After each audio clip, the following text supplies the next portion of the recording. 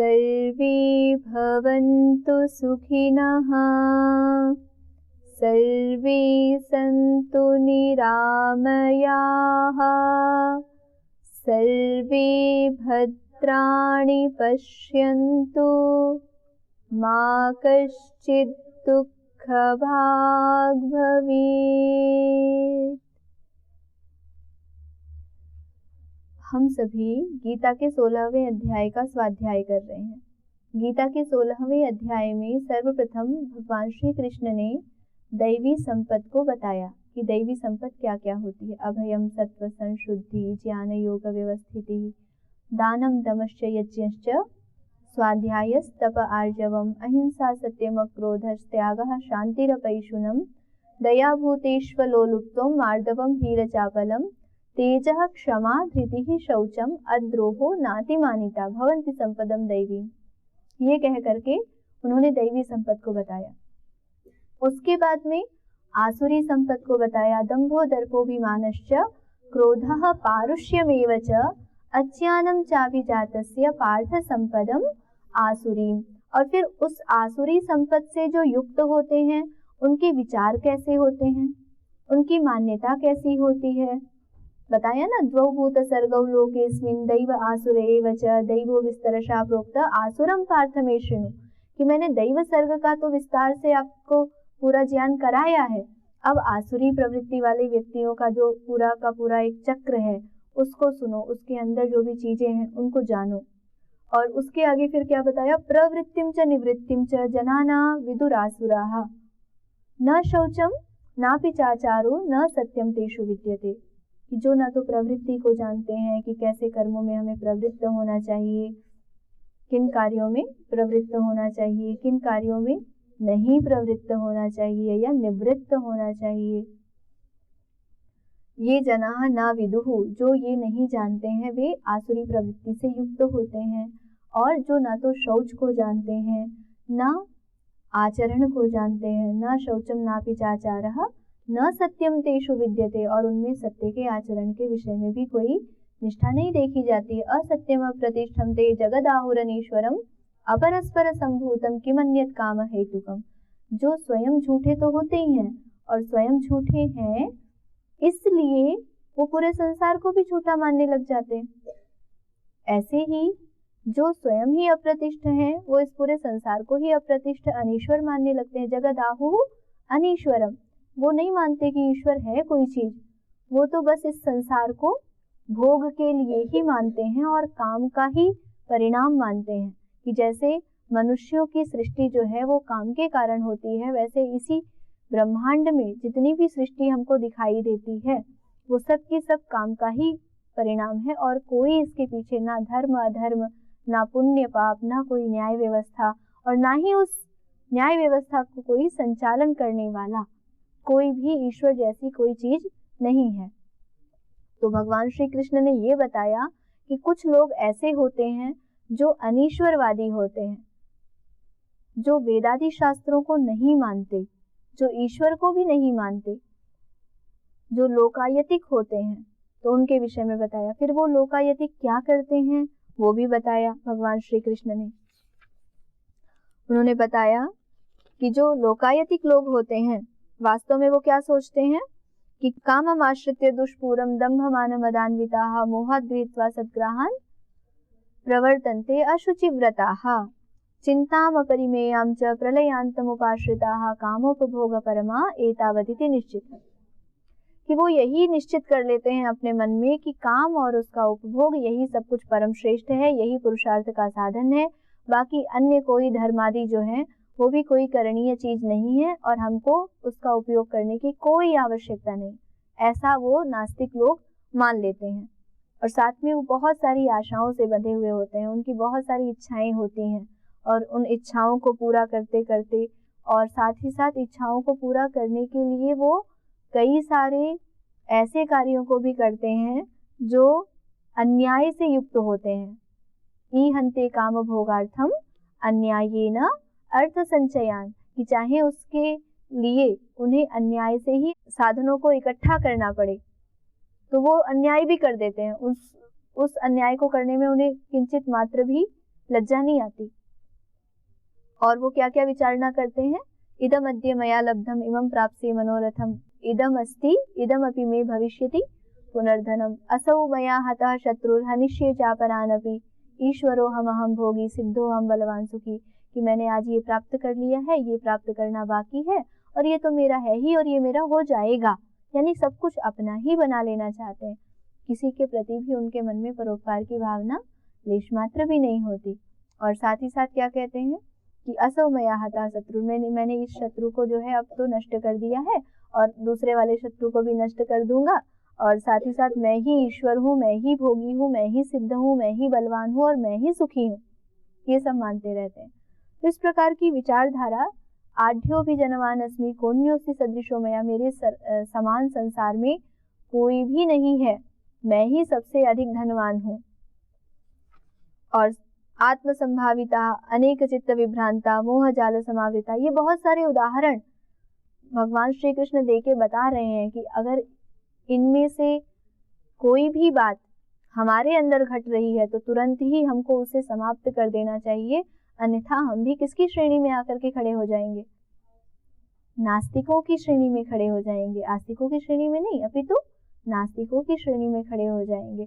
और जो नास्तिक होते हैं उनका होता क्या है, प्रसक्ताः काम भोगेषु पतन्ति नरके अशुचौ, जो ऐसी भावनाओं से युक्त होते हैं वो काम और भोग में प्रसक्त हो करके, उनके बंधनों से बंध करके, उसके जाल में फंस करके, जैसे आपने देखा है ना कि जो शिकारी होते हैं वो जानवरों को जाल में फंसाते हैं और उसको बंद कर देते हैं, तो ऐसे ही काम और भोग रूपी बंधनों में जाल में फंस करके वो कहाँ गिर जाते हैं, अशुचौ नरके।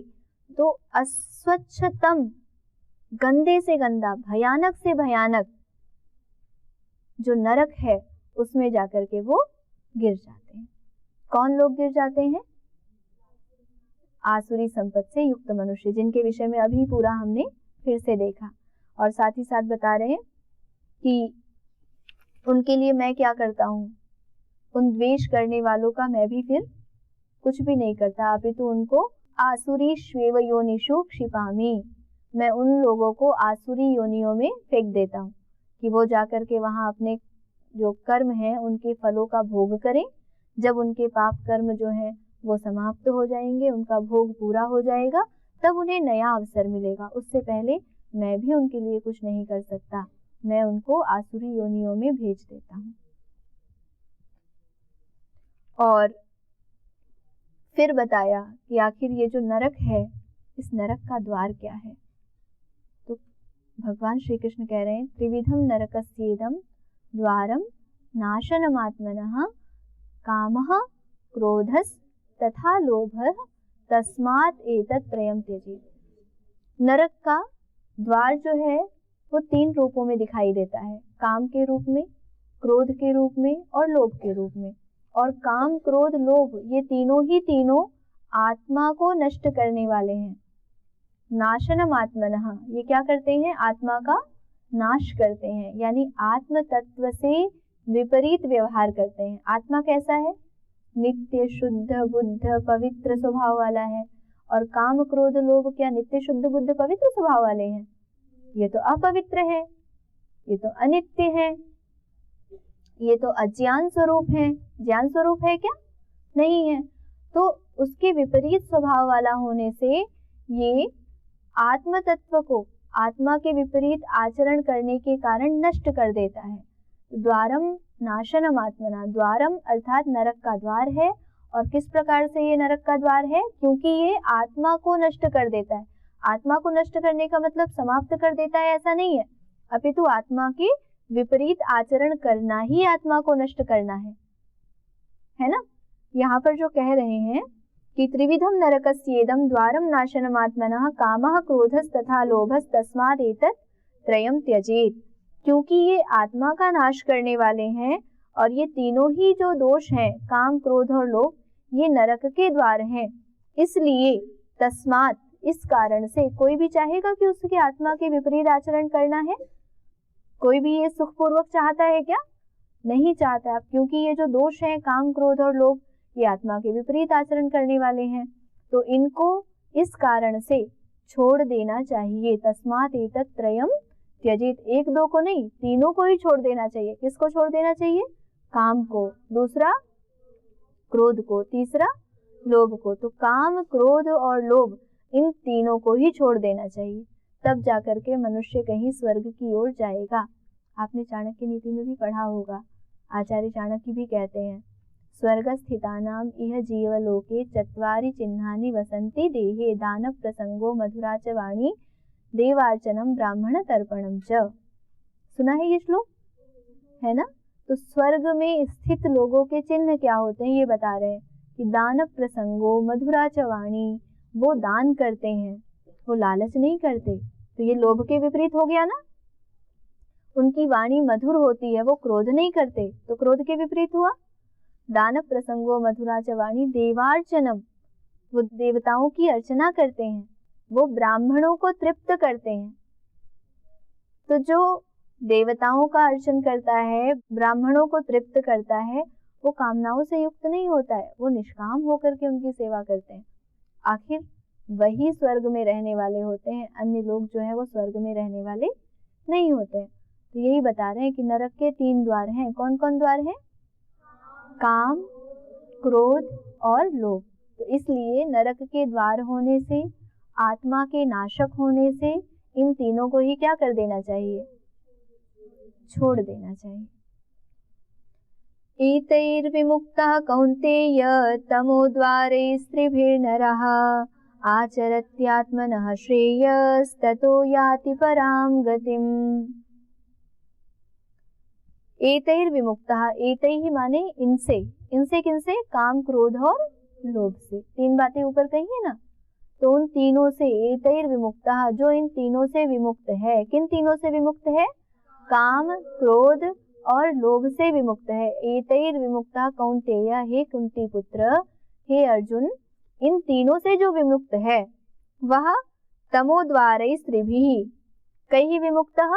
त्रिभिः तमोद्वारैः, जो ये 3 तम के द्वार हैं, अंधकार के द्वार हैं। कौन है 3 अंधकार के द्वार? काम, क्रोध और लोभ, जो इनसे मुक्त हैं।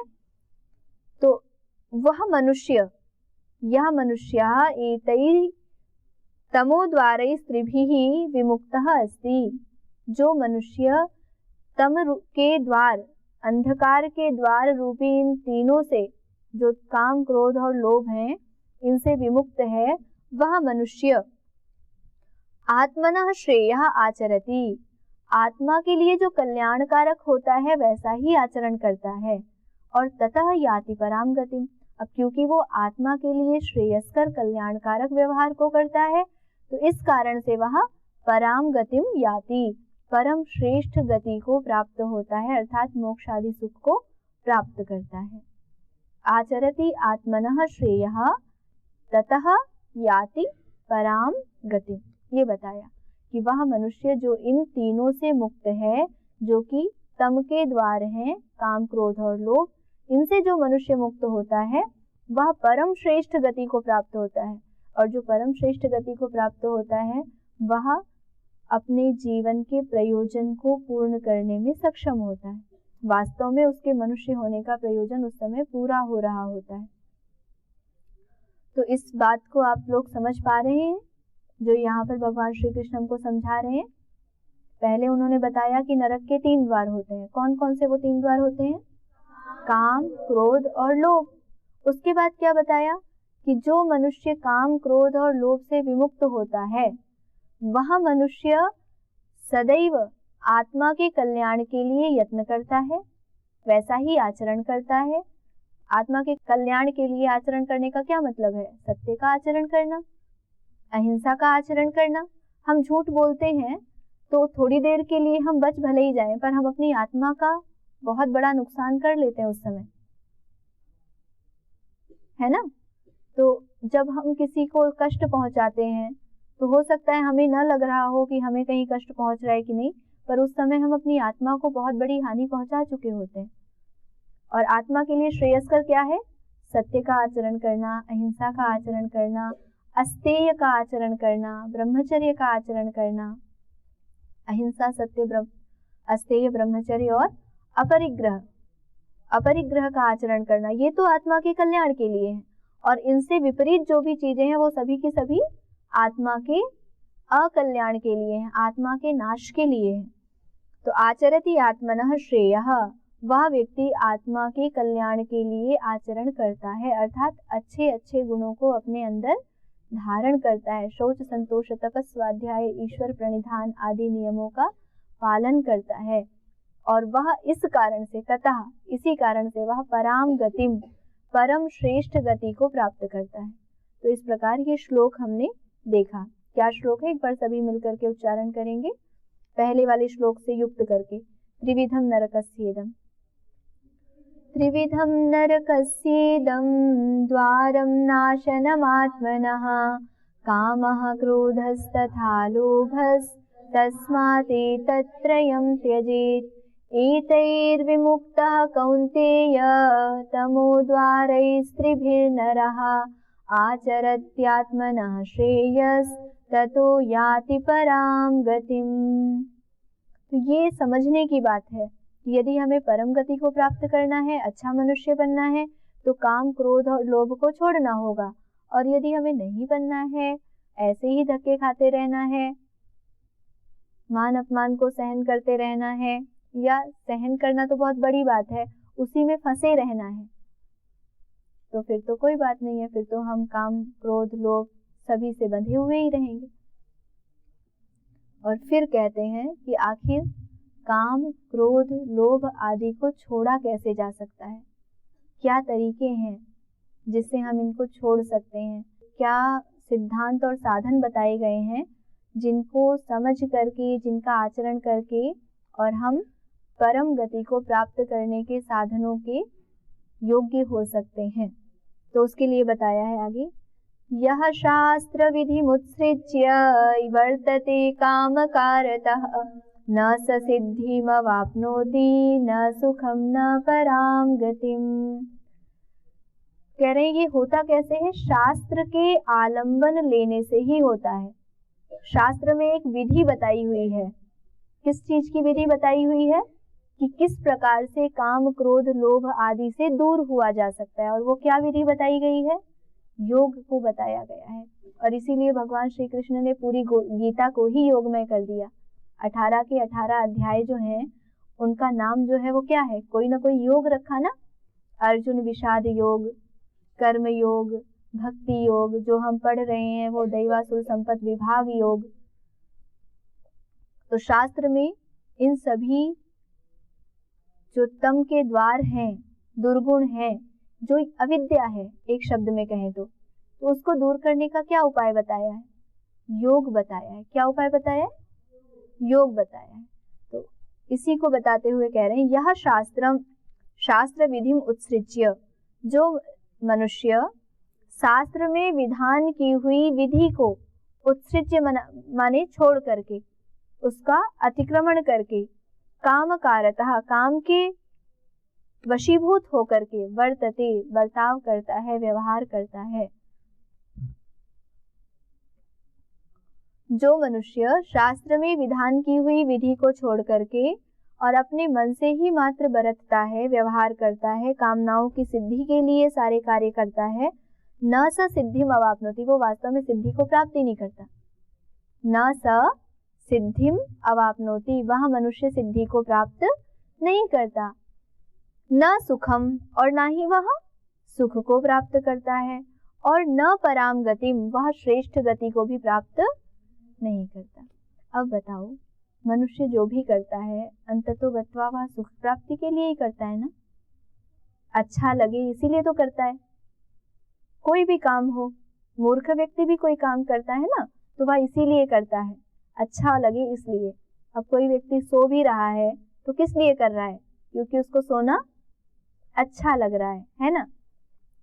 तो यही कह रहे हैं कि यह शास्त्र विधि मुत्सृज्य वर्तते काम कारतः न स सिद्धिम अवाप्नोति न सुखम न पराम गतिम।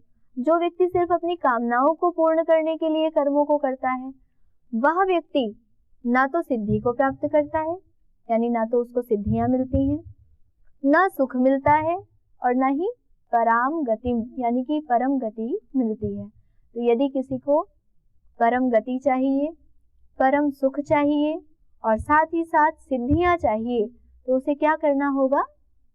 शास्त्रोक्त विधि का पालन करना होगा। शास्त्रोक्त विधि क्या है? योग का पालन करना। योग क्या है? यम, नियम, आसन, प्राणायाम, प्रत्याहार, धारणा, ध्यान, समाधि, ये 8 योग के अंग हैं, जिसमें कुछ तो फलीभूत हैं। समाधि कुछ किया नहीं जाता है उसमें, वो फल है। ध्यान जो है वो ऊपर वाले यम, नियम, आसन, प्राणायाम, प्रत्याहार आदि का फल है ना। तो जो करने योग्य वो क्या है? यम का पालन करना। यम क्या होते हैं?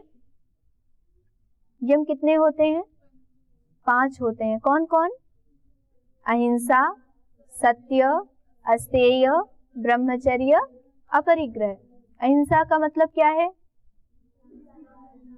किसी को भी कष्ट ना पहुंचाना, ना तो शरीर से, ना तो मन से, ना तो वाणी से, ये अहिंसा है। सत्य, जो चीज जैसी है उसको वैसा ही जानना, उसको वैसा ही मानना और उसके साथ वैसा ही व्यवहार करना, ये क्या कहलाता है? सत्य कहलाता है।